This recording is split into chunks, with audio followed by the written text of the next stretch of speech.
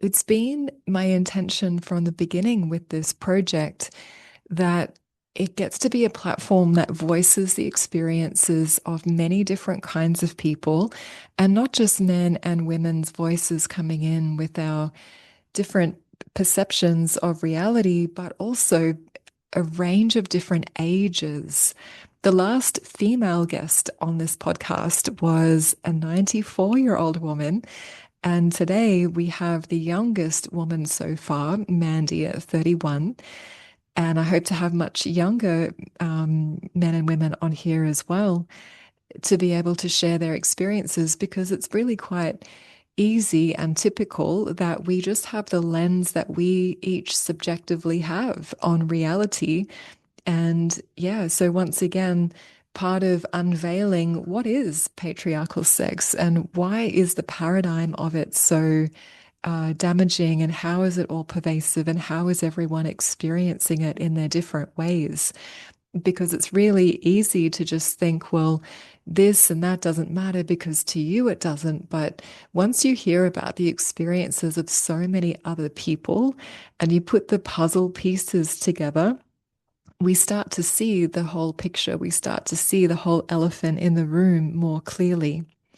And my guest today, Mandy, is very bravely speaking up about what it was like to be a woman that really had to recover, spend a lot of time recovering from what she's calling betrayal trauma that affected her very profoundly and moved her so much to create a space for other women who are experiencing a similar thing. And this is quite specifically from porn use of the partner and how that affects the woman. And she will tell you about that in her story.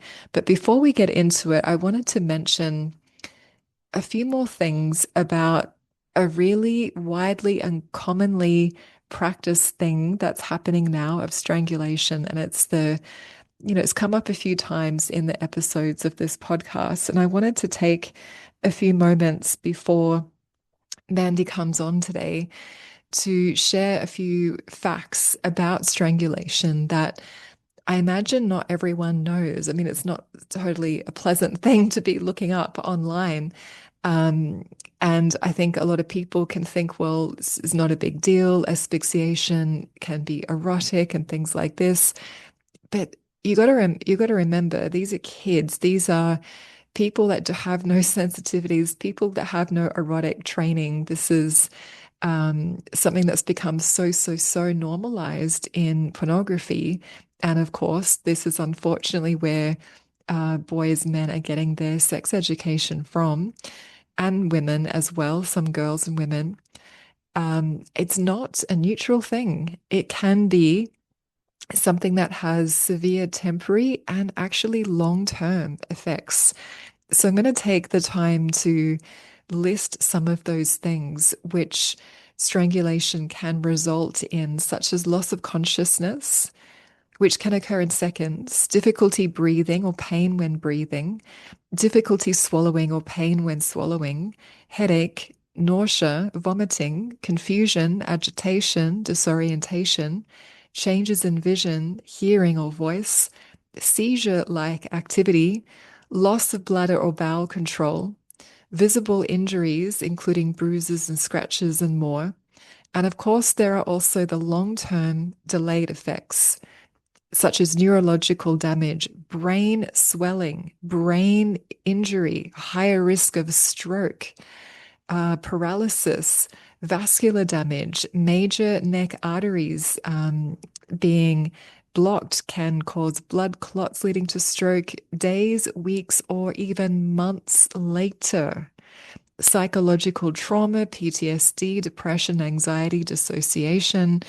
And what's not mentioned in here is there are a very alarmingly large number of women who've been physically assaulted in very overtly non-consensual situations in their lives. And very frequently, part of that physical assault involves a man putting his hands around her throat. So when a guy is coming into a sexual situation, assuming or asking or somehow wanting that, or the girl asking for that, especially when it's the guy wanting it though, or assuming that it, of course, it's just what you do, it's part of the repertoire in sex now, it just really can override the fact that women have had really negative experiences of a man's hands around their throat at some point in their life. And it's actually much more common than you might realize.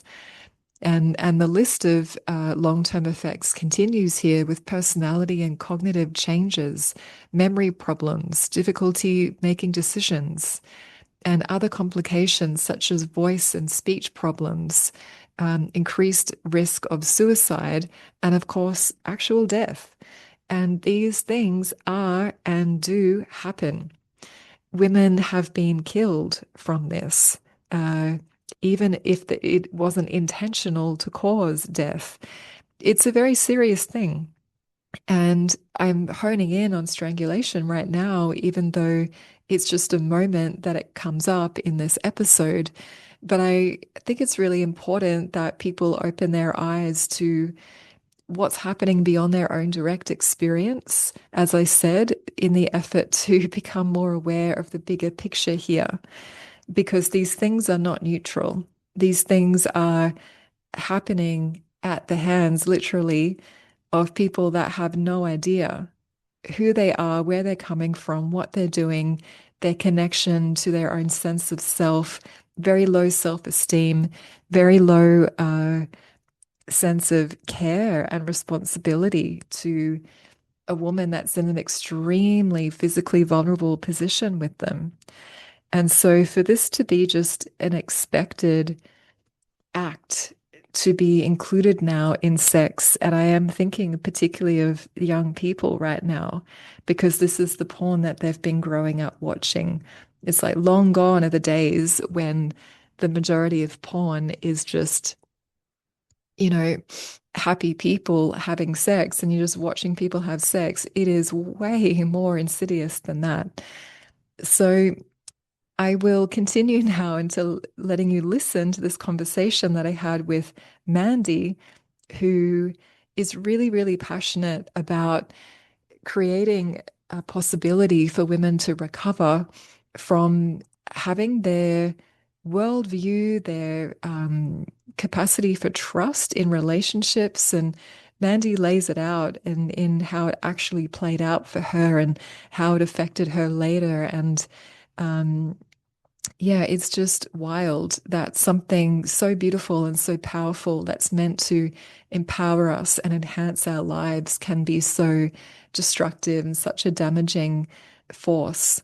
And so, without further ado, here is the conversation with Mandy around betrayal trauma from porn.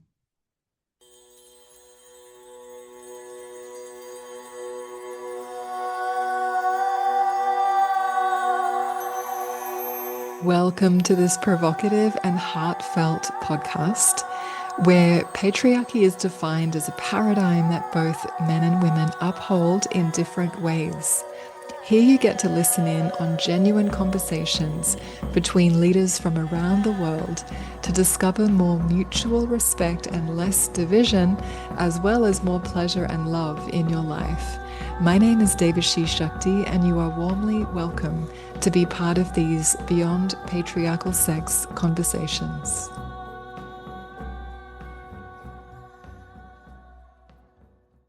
Okay, well, everyone, I'm here today with the lovely Mandy, who has such a radiant energy.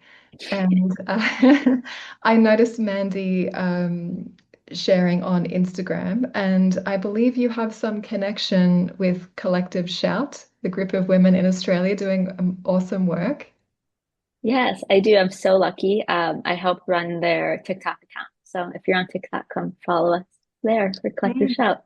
Yeah, they're amazing, amazing women. I'm so inspired and feel so honored that I get to work with them. Yes, yeah, I really respect all the efforts to make actual change happen, and they make it happen, which is the best. Yeah, yeah, some of their campaigns, I'm just like, Oh my gosh, it's they're truly changing the world and actually making the world a safer place for women and children. And it's remarkable the things they have gotten done. Yeah, I feel like I get to learn so much. I'm so thankful. I really agree, and such intelligent, informed women as well. Hmm. And so it's really great to see you connecting with them at your age. I don't know how old you are exactly, but I know that you're the youngest guest speaker so far coming onto this platform. Well, I'm 31, so Okay. yeah, but yeah, I feel lucky that I get to work with them and just for this whole life path, all of it. Incredible. So, Mandy, you are a women's empowerment and trauma-informed life coach. Mhm. Would you like to share a little bit about what you offer? Yeah, absolutely. So my specific niche is I help women who have been betrayed in their romantic relationships, whether that be cheating and infidelity, like in real life, or porn addiction, or OnlyFans subscriptions, really just that whole world of just betrayal and yeah, infidelity for women. So I specifically help women who want to leave the relationship but are just a bit held back by fear and need some support through it, or women who chose to leave the relationship. And I just really focus on the woman's healing. The specific niche of it is called betrayal trauma, which has, yeah, just so much to do with porn, which I think will be such a good topic for this conversation because it's something I went through myself and didn't quite understand. And then I just, yeah, one thing leads to another, and life just takes you and opens doors and led me to now helping women, which I feel very grateful and thankful for, and which led me to Collective Shout as well. Mm-hmm. Yeah, incredible. Okay, so because you are so willing to share about your personal experiences, um, what is the outline of what did happen to you and why you are where you are now? Yeah, absolutely. The I don't know where to start because there's so many places I could take this. Think so. Long story short, I was living with my partner. We had a dog together. The whole is very much like this was the person I was going to marry. And then porn started to become a bit of an issue in the relationship in terms of he we just like weren't having sex. I would try anything I could do to get his attention, and just the sex life just wasn't there. But he's my best friend. We had so much fun together. It's like, okay, I'll just dismiss having a sex life because I love the companionship. I love this romantic relationship we've created. Eventually, a few years into the relationship, I discovered that he was getting hotel rooms with porn stars. He had an entire secret life of porn addiction, sex addiction, cheating on me with countless women on dating apps, just this whole secret life that I had no idea existed. I mean, there's nothing in life that can prepare you for that or even make you think someone is capable of doing that. Right. Um, yeah, so I decided to leave the relationship once I discovered everything. And it, I mean, like, there just aren't even words to describe how destabilizing it is. And a big reason I speak up against that type of trauma is called betrayal trauma again, and the harms of porn and just the addictive nature of porn and just all of it. But a big thing is just after you've gone through that, just the way you view the world, it's in such a different trauma lens. Like you just look at men and you're like, oh, is every man addicted to porn? Do all men watch porn? Like, am I just a sexual object to men? Do good men exist? Like, it's such a interrelational trauma that it's so hard to connect with the men after. It's even difficult to connect with like friends and family after because no one can really relate to like the degree of what you went through for any trauma, really. So now I help women who have gone through that themselves. And yeah, it's just been astounding to see how big of an impact porn is having on people, on relationships, on women's self-esteem, on men's self-esteem, on everyone, and Yes. what healthy sex looks like, what trust looks like, all of it. And yeah, I just feel that porn is such this like taboo topic that just gets shoved under the rug, but it's causing a lot of damage to people. So that's why I speak Yeah. up about it now and help women. Yeah, you're right. It is causing a lot of damage. And while some listening to this might think, oh, well, this is an extreme situation that Mandy has been through, which it is, from all of my years working with sexuality, uh, I know how many men are watching porn. And so while it might be easy to say, well, maybe this isn't relevant, a lot of guys have very strong imprints from watching it. And it's not as simple as watching a connected couple have sex. It's not as simple and yeah, what's the word I'm looking for? I mean, in a way, big deal, watching people have sex, but that's not actually what they're seeing, is it? They're quite Mm-mm. extreme behaviors. And when Mm-hmm. someone is filling their psyche with that over and over again every day, it can't not distort their perception of women and women's bodies. Mm-hmm. Mm-hmm. And he was obviously so extreme in his avoidant, you know, trauma that he, could maintain a connection and a relationship living with you Mm-hmm. while having this whole other thing going on, not giving intimate physical connection to you, but giving it to these other women. So Mm-hmm. yeah, yeah. And Yeah. the shock of finding that out must have been really intense to work through. Oh, yeah.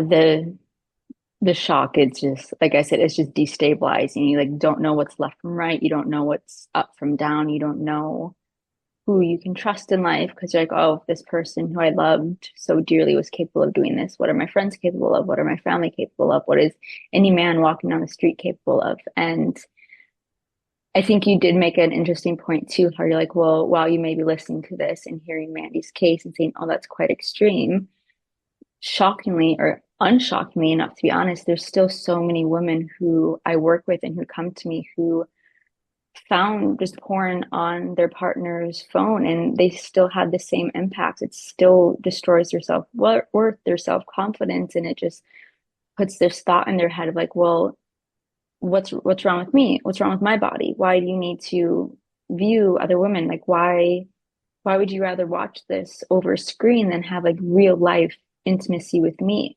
So yes, like while my situation was definitely far more extreme, it's even just the porn in and of itself, like if can still just be as damaging to someone.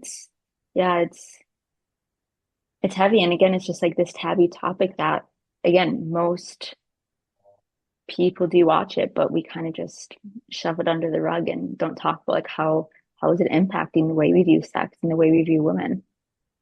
Yeah, yeah. And part of the point of this platform and this approach that I'm sharing with everyone, Mandy, is to say that actually porn, in the way that it's done these days, is normalized violence against women. So Mm-hmm. we know that this paradigm exists. And if you're with a man and he's participating in consuming that, that's not a neutral thing because what he's watching is violent and it is distorting his perception. And you have to try and relate with someone through that. Or in your Mm-hmm. case, you didn't even know that it was happening. So, in the sense that it all is extreme, the whole paradigm itself is Mm-hmm. extreme. The fact that it's normalized is extreme. Mm-hmm. Completely. There's an interesting stat from, are you familiar with Fight the New Drug? No. Okay, they're a nonprofit. They're non-religious, non-legislative, but they speak up about the harms of porn. They have a great blog, Instagram presence, etc. But I'm gonna read one of their stats because it talks about violence against women. Um, so basically, there's a study that analyzed the content of porn videos themselves, and they found at least 1 in 3 porn videos and as many as 9 in 10 videos show acts of physical aggression or violence, while half contained verbal aggression. And 97% of the time it was against women. So it just, so even like looking at that, if as many as 9 in 10 videos show physical aggression or violence, and 97% of the time it's towards women, porn is literally just it's just violence on women. It's heartbreaking. It's yeah, and back to what you're saying, like Yeah. or not even back to what you're saying, it's like how do you of course that's going to impact the way people view intimacy, the way people view women. If you're watching a dehumanizing video after video after video, porn of women being physically aggressive, verbal aggression, sexually assaulted, all of that, of course it's going to change the way people view women. And it's heartbreaking because it's not real life, it's not real intimacy. I mean, it is people's real life who are actually doing that, but it's not real intimacy. It absolutely is not real intimacy. And the fact that people think that it is, and that the culture refers to sex as intimacy when there's no intimacy whatsoever happening in it a lot of the time is really misleading. Um, I'm curious if you knew about patriarchy, the paradigm of patriarchy before all of this happened. Yes. I took my first I took a marketing class in college. So what age was that? Like 19, I don't know, 20. I'm 31 now. And it was all just about feminism and how just like looking at brands and how it is so skewed towards patriarchy, how women are objectified, how all of it. And I would say that's when I first started thinking about like just really thinking about how I grew up as a woman and how the patriarchy impacts me. And even just like, I remember the teacher was pointing out, like, we're listening to like common rap lyrics, and she just point out how it all just normalizes sexual assault and normalizes violence against women and like date rape, drugs, and everything. I just remember being like, whoa, like yeah, it's a lot. It's a lot.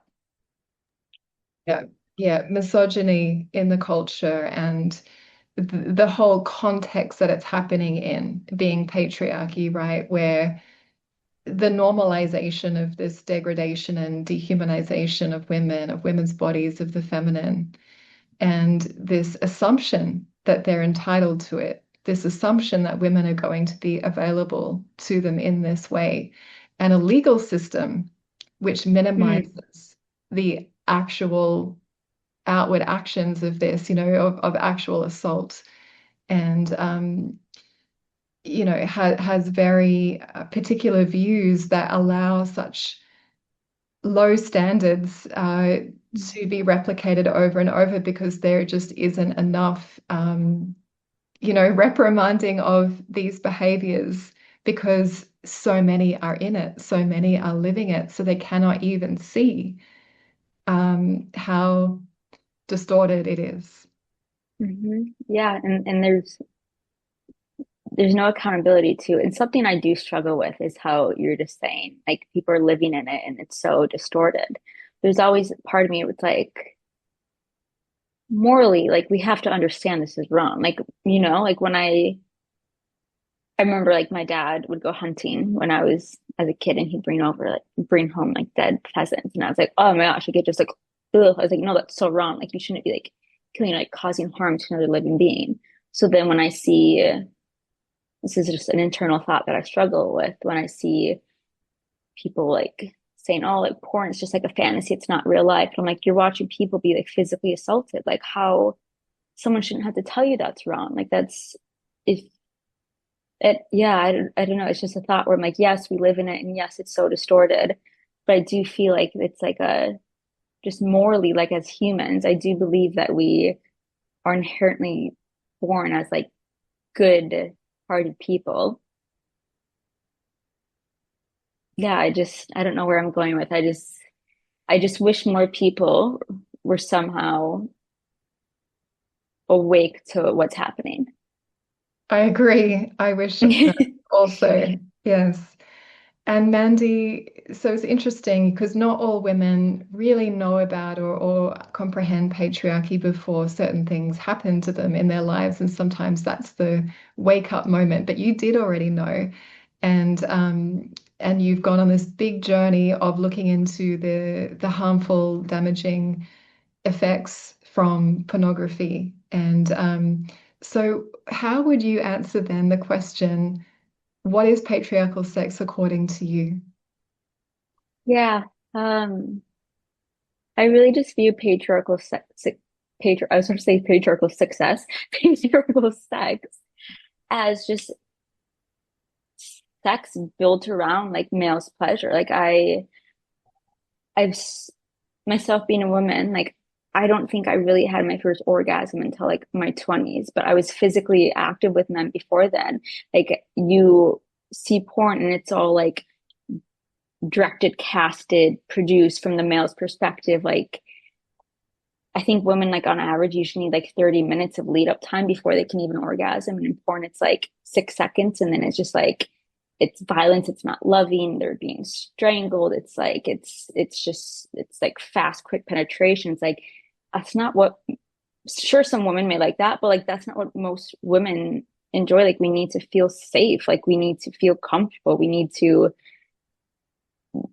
the being intimate with someone is like the most vulnerable position a woman could be in with someone. Like we need safety and respect and kindness, and you don't see that in porn. And so patriarchal sex, it's just it feels so much just driven from the male pleasure. And like as a woman, you're just there as an object for male pleasure, and it's so rarely viewed where like sex is for women's pleasure too.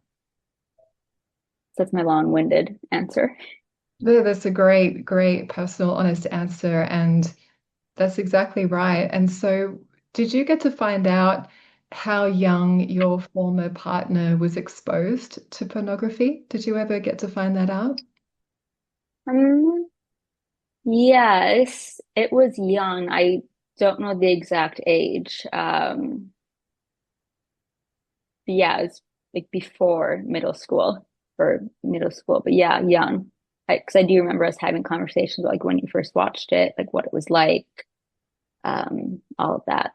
But yeah, so it is quite sad how young children are stumbling upon it, especially now in the digital age where you go on Pornhub or any other porn site and it's just video after video after video of just violence against women and young boys and young girls are seeing this before they even have their first kiss. Whereas before the digital age, it would be like a magazine or a catalog of something where it's not just this digitally animated just videos. And yeah, it's quite heartbreaking how young people stumble upon it.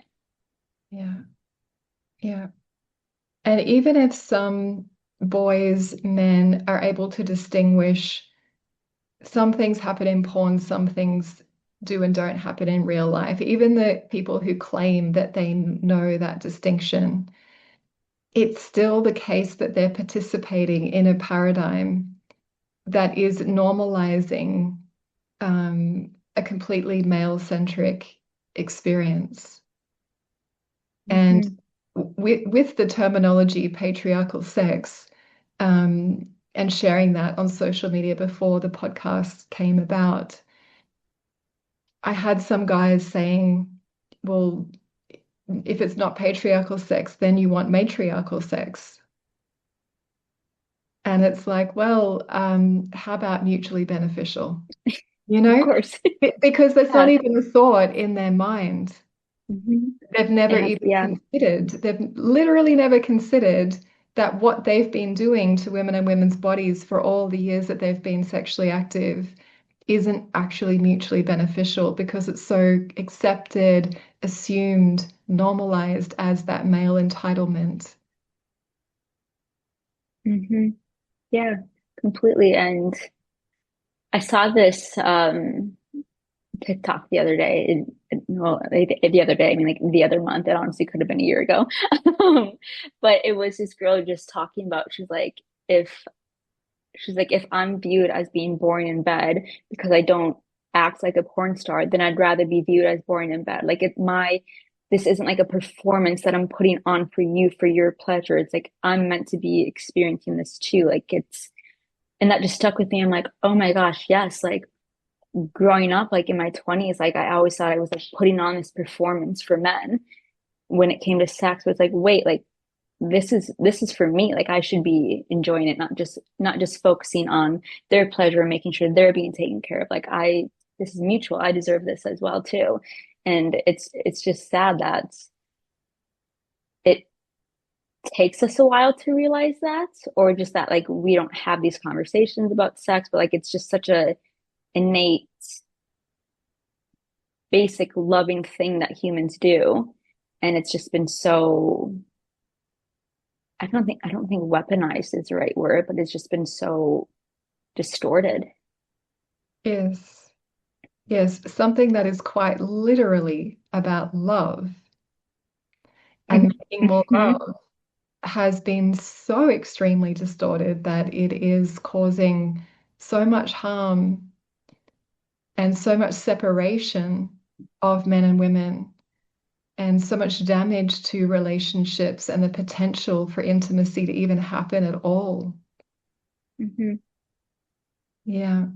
And I am really interested in, what the younger generation, like what you would observe on TikTok, people younger than yourself as well, the kind of scenarios that they are encountering. And it's very concerning, isn't it? But I think a lot of people who maybe aren't hearing that firsthand from the younger ones just don't even know what they're dealing with. So, what are a couple more kind of examples that you can think of?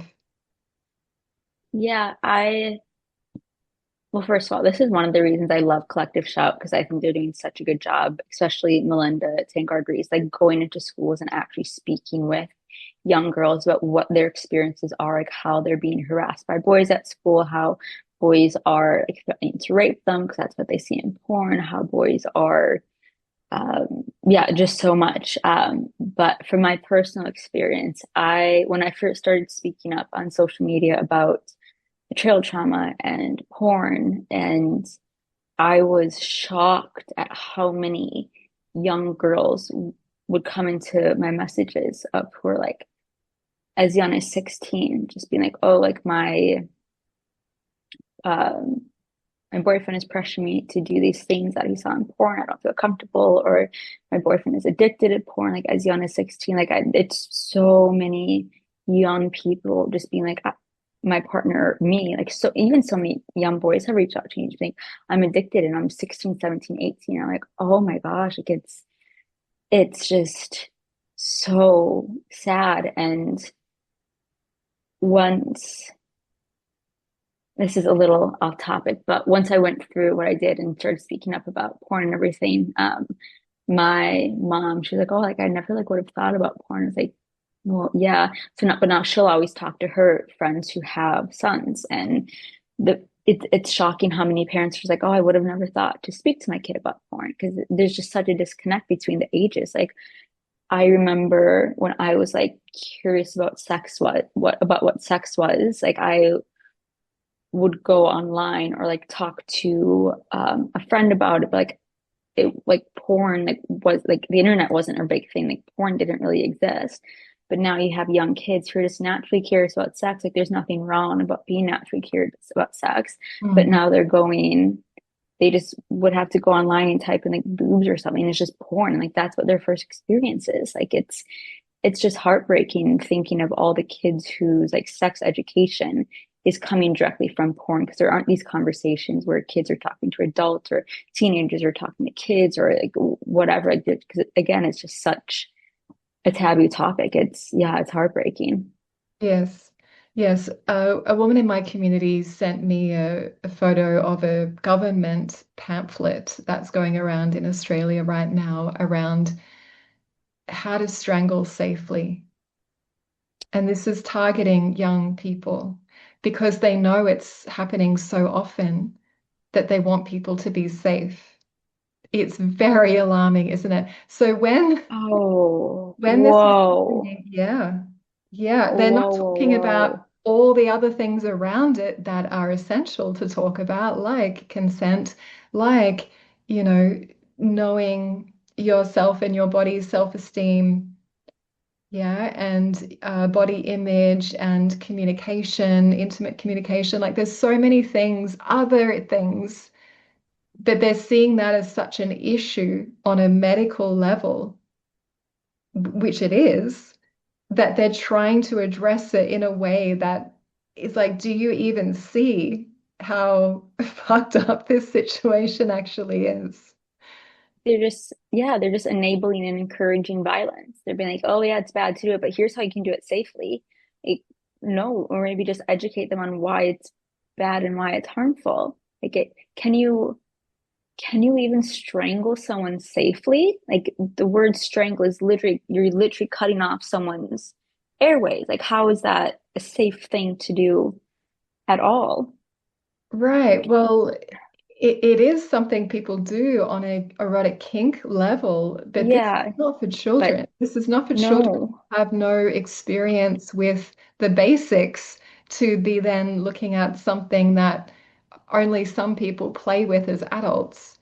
So Yeah. I believe the government is attempting to be progressive and the influence of woke culture is in there, and maybe it's coming from a positive intention. However, a lot is missing. A lot is missing from the messaging. Yeah. Yeah.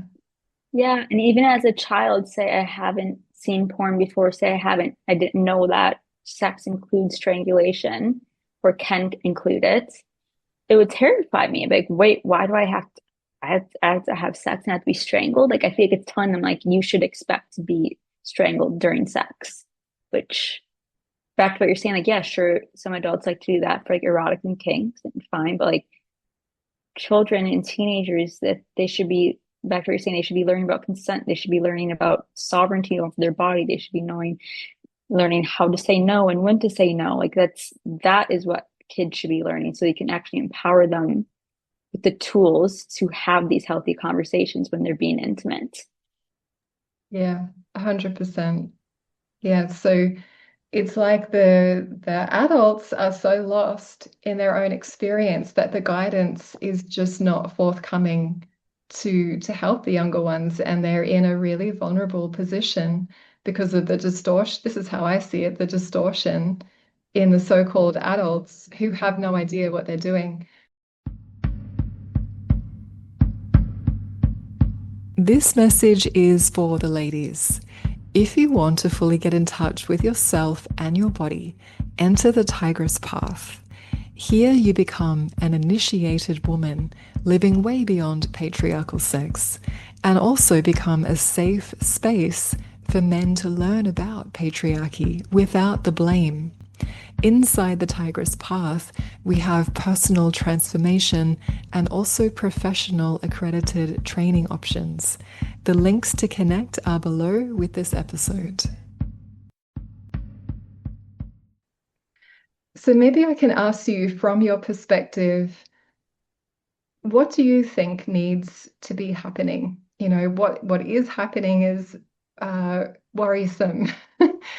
What Mm-hmm. would you like to see for yourself, your women friends, the younger generation? Mm-hmm.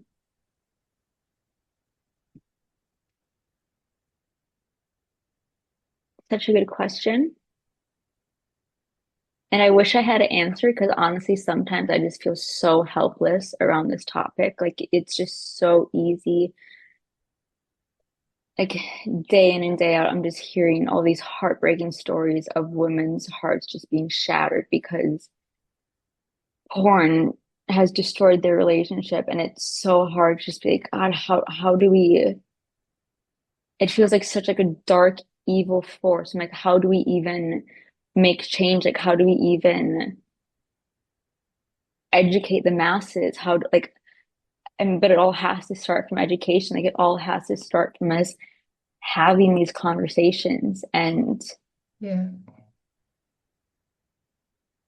I also think it's a topic so many people don't want to talk about. Like even I remember when I was in my last relationship and I was like telling him like, hey, like I just don't feel comfortable you watching porn, like we're not having intimacy, like and I was like expressing how it made me feel. And he would just throw it back on me, being like, oh, like you're being insecure, like it's just a girl behind the screen, like there's no emotion, like it's just like a fake fantasy land, like this is what all guys do. And I just remember feeling What so, all guys do. yeah, oh yeah, all yeah. And I just remember feeling so dismissed and like my feelings and my emotions didn't matter, and that a man's his desire to masturbate was more important than me feeling safe and respected in the relationship. And I was like, okay, like maybe I am insecure, maybe I am overreacting, like maybe I am the problem. And I remember talking to a few of my girlfriends after that, being like, do you guys care that your partners watch porn? They're like, oh, I just like kind of turned a blind eye. Like I don't want to know about it. So then I did feel like I was the overreacting and insecure one. Right. And I think not I think I know that is a huge reason that why not many women want to speak up about it. Like when I was speaking up about it on social media, I can't even tell you how many trolls I've had just come after me and say like, "Oh, like you're fat, you're ugly, you're insecure, you're controlling." Just the audacity and entitlement that so many men, not all, but a lot have when it comes to that. And I get why women may not want to speak up about this topic. Like you get absolutely harassed for speaking up about it. And I was going to I, ask you if that's the case, if you deal with that online, because I know a oh, lot of women do. so badly. Like I have received death threats. I've received rape threats. I have like anything. When I first started speaking up, there were so many times I almost quit because it was just like every morning I would wake up and it was just like, you just read hundreds of comments about yourself of people just saying the most vile, just disgusting things. And you're like, yes, logically, you can like, okay, this is just someone, a troll on the internet. Like, they don't know me, they don't know my life. Like, this says so much more about them than it does to me. But still, like, our nervous system isn't made to read hundreds of comments about yourself a day of people just saying, like, as humans, we're not meant to take that in. So it Yes. took a huge emotional and energetic toll on me. But at the end of the day, I just used it as more fuel to be like, no, like, I need to speak up about this if this is how people are reacting to it. Um, but I would love to see more men step up to the plate and like educate their friends, educate themselves on like, hey, this is porn is damaging. Like this isn't healthy. Like if it, I don't know. I speak to so many men who have been addicted and who overcame their addictions, and they speak of how bad it made them feel. And like they're like, we knew porn wasn't good. We knew it was bad for me. Like it made me feel awful about myself. And I would just love to see more men step up to the plate and talk about that. So other men know that they're not struggling in silence either. So other men know like, hey, like we can be the change. Like we don't have to let like porn be what it is. And of course, I know women can struggle with it too. I just speak from like my own personal experience and what I went through with the male being the addicted one. Um, but I really think the only way we like move forward from this as a society and protect children and protect adults, like just protect people, is by people being vulnerable and sharing their experiences on how it happened. And unfortunately, when you do that, you get harassed and it's not fair. But like it's yeah, like I've said before, like I think as a society, all we do is just shove it under the rug and like, oh, Yeah. like you don't know. But I think if more people could just start to speak up about it, it would help so much. Yeah. Sharing personal experiences talking to each other in, real friendship circles offline Hmm. and seeing both the male and female responsibility in, Hmm. with women normalizing it too and Hmm. enabling it in that way. And education, like you said, there are a huge amount of statistics and, really well Hmm. documented research on the brain augmentation level, the dopamine addiction level. There's so much that is just so clear and such factual evidence to say Hmm. that this is extremely damaging, actually. And when you first started sharing then, Mandy, I had the impression that people were projecting onto you when you came out with your platform and what you're sharing and your story specifically, that you must have been somehow unavailable to him or closed down or something like that. My Hmm. impression of you is not that at all.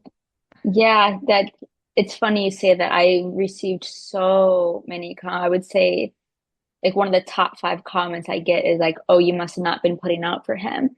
And in the back of my mind, I'm like, I was buying sex toys, I was buying lingerie, I was suggesting every like sex dish, like I was doing anything I could to keep his attention.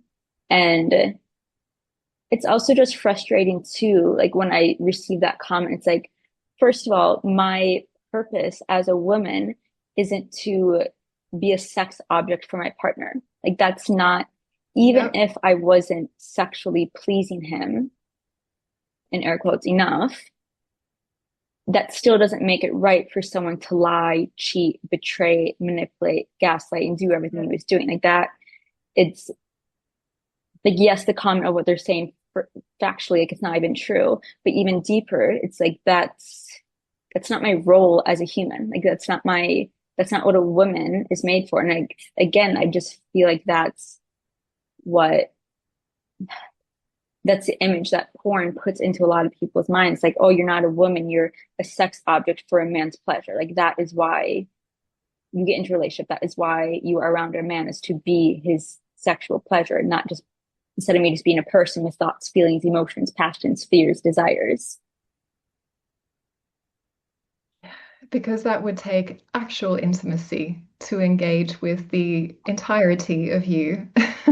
And even Mm-hmm. when you were willing in your desperation to keep your life and relationship and your world and your home with him together, even in your willingness to, you know, almost objectify yourself for his pleasure to keep him connected, it still Mm-hmm. was not, happening. And so I think that's a really important point because I have talked to people about this, and I see a lot of people don't realize that they have that assumption that women are shut down, women are closed, and that's why men watch the porn. It's actually not true. They're the entitlement that's so Mm-hmm. all pervasive, that's been there their entire life. You're surrounded by it. Like that comment that guy said to you, all the men are doing it, everyone else is doing it. This is the Mm-hmm. assumption. They know that. And Mm-hmm. I'm thinking of a woman I know in Australia in mid-30s. She said that she went on a series of dates, like looking for her true life partner. And she was getting to know some of these men, and each of them had an expectation that she should be available to play out certain scenes that they uphold as, that's when they know that they feel like they're properly leading or dominating or succeeding with a woman. And that if she were Mm-hmm. not available for strangulation or to be with another woman, that he could view that and several other things. Like he was putting them on the table as these are my non-negotiables. Like if I'm to go into a relationship with you, you would need to be, Wow. yeah. And she was just so Wow. in shock. Yeah. Yeah. I, yeah, I don't even know what to say to that. That's so much. It's heartbreaking. Like it's another thing that bothers me about the comments where it's like, oh, like maybe you like the perception of people like, oh, well, he must have been watching porn because you weren't putting out enough. And I do just find it interesting because I'm like, women are sexual beings. Women want to have sex. We want to have intimacy. We want to have orgasms. Like, I feel like men sometimes think like they're the only ones who's like, no, like women are sexual beings. Like when I'm in a healthy, loving partnership, I want to have sex. It's like this beautiful thing. The only times I haven't wanted to have sex with a man is like because there was a disconnect or like I didn't like it felt like it was very much so for his pleasure or there was just something wrong with it. And I was like, oh, I'm not inclined to have sex with you because it wasn't enjoyable. So I'm just like, so when some men have the perception of like, oh, he must have been doing it because you weren't pleasing him enough. I'm like, was that just you projecting because your wife, your girlfriend, whoever doesn't want to have sex with you because you're not emotionally safe around her, because you're not vulnerable, because you don't create this safe, intimate experience for her either? Like, is that just you projecting that too? But it just bothers me how I'm like, women, like people forget, like women are sexual beings. Like we want to have sex too. It's not just that men get to own sex. Like we want that as well. It's mutual. Yes, yes. I'm happy you're going here because this is going into like my territory here, which is authentic, empowered, embodied female sexuality, where we are Hmm. in the agency of our own desires somatically, and we are embodying sexual sovereignty in that way. Like truly, sex is what we are as women. We are way more orgasmic. We, are so infinite in that capacity. But it takes a lot for a woman to come to that in herself, learn about that, and learn how to relate with herself, her own energy, and her body differently. And then it takes a lot Hmm. again to bring that version of her to a man that she's relating with, where inevitably she's going to encounter a lot or some of the pornographic programming in him, the patriarchal programming in him. And she's going to get to decide in that moment, who is she really? And these are Hmm. very life-changing moments, Hmm. Wow. and sex is the energy of creation. We are literally birthing our reality every time we experience it. We are affirming, who are we? What is this experience? Who are you? What are we sharing? What are we creating, co-creating together? And it's a very powerful portal of energy creation. Hmm. It's been so devalued and denigrated to this, just this physical thing that you can do. But this is such, I see it as terror, fear of the feminine. And when a man, even if he's full of patriarchal porn programming, is in the vicinity of a woman who embodies herself in this way that I'm describing, I have seen it just fall out of them, and I've facilitated beautiful ritual ceremonies where the women are cultivated in this way, and the men have been invited into the space in a particular context, sacred context. And you can see their conditioning just falling out through their tears when they're looking at woman in with the true vision of her, Wow. the true seeing of her. And it takes a lot of self-awareness and interest in evolution and caring about yourself and other people to even get to an experience like that. And the mainstream world is so far away from that, which is part of this project to highlight that actually all these places exist, and we all need to start talking to each other about what we know and what we have to share and make connections and see what's Hmm. possible to accelerate this growth forward for transformation, because the amount of pain and suffering is so damn, in a way, unnecessary. It's Hmm. necessary to face it, to feel it, and go through it to initiate us into this, deeper reality that's possible. Because sometimes when people are just playing out their trauma, their karma, their conditioning, they have no idea what else is available. sometimes Hmm. people have to suffer enough to look outside of their conditioned program. Hmm. Wow, Yeah. that's beautiful. I'm so glad you're doing that work with women and men. It's yeah, it just made me thinking, like, I mean, I think about this all the time, just like what the world would be like without porn, what would the world be like, how relationships would be different, how intimacy would be different, how it's like the physical act of intimacy and how a woman's body would be like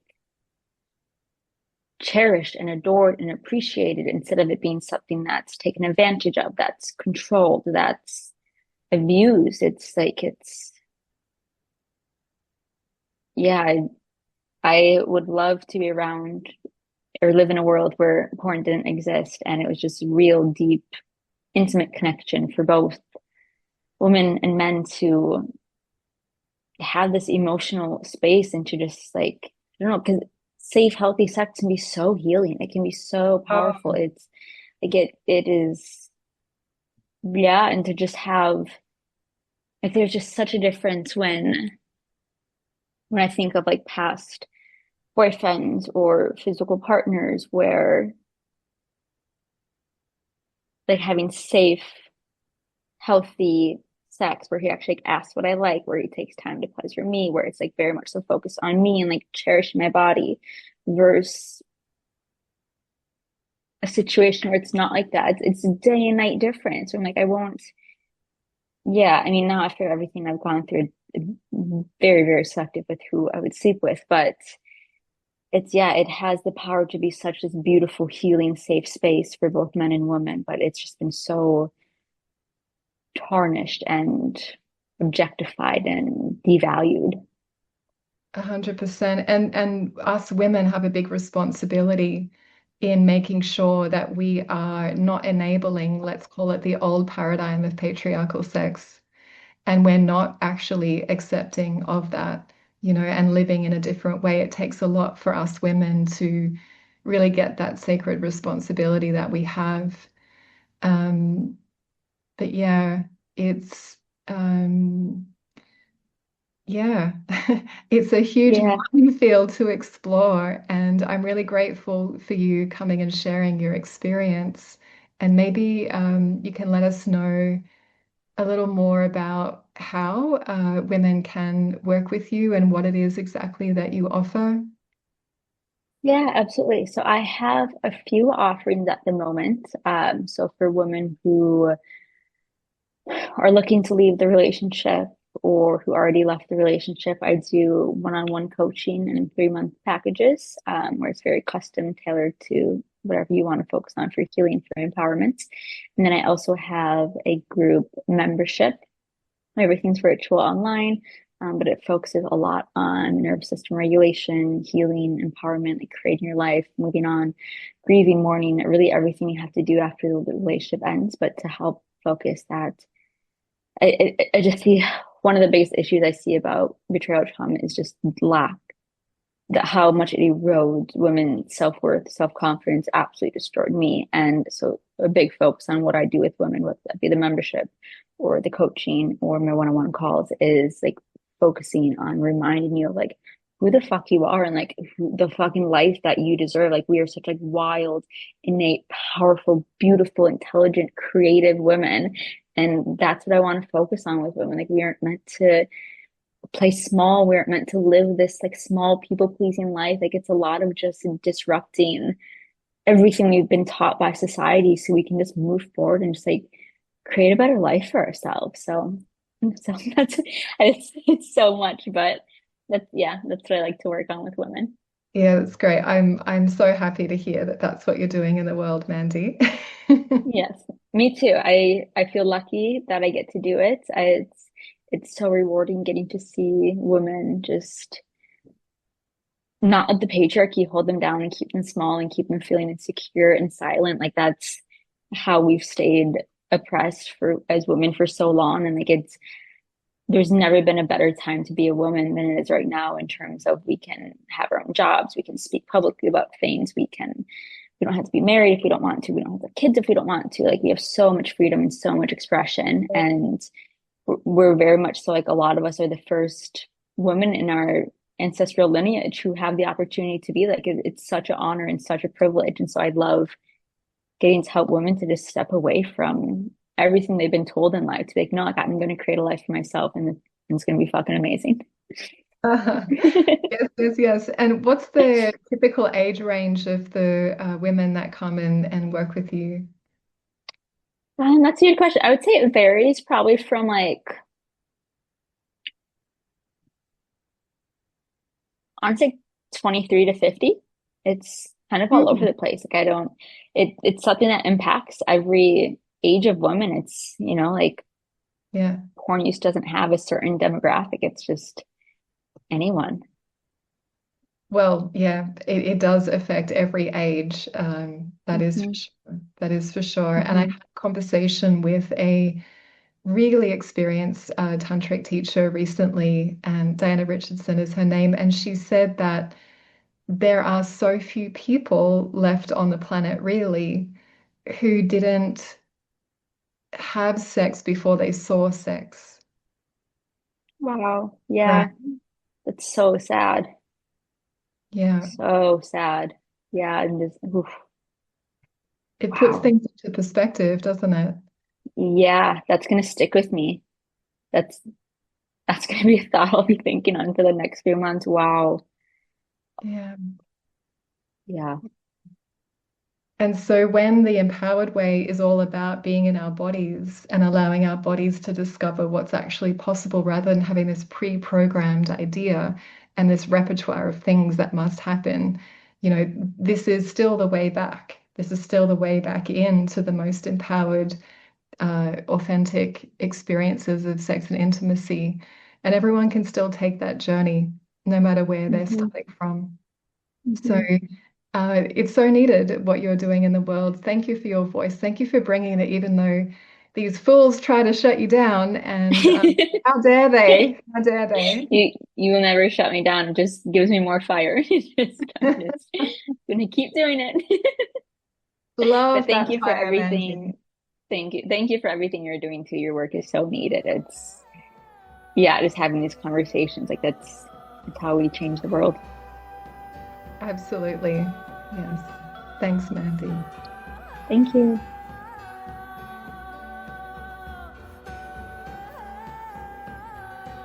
Whenever I'm out socially and a friend asks, Devashi, how can I get my partner into this exploration about living beyond patriarchal sex? My answer is exactly what I've put down in the show notes for you with this episode. And if you are willing to be the spell breaker of your bloodline and have the uninhibited pulse of Eros guiding you through life, beyond the matrix into the fullness of your divine sovereignty, then keep tuning in to these weekly episodes and share it with your friends. And may we all be free from suffering.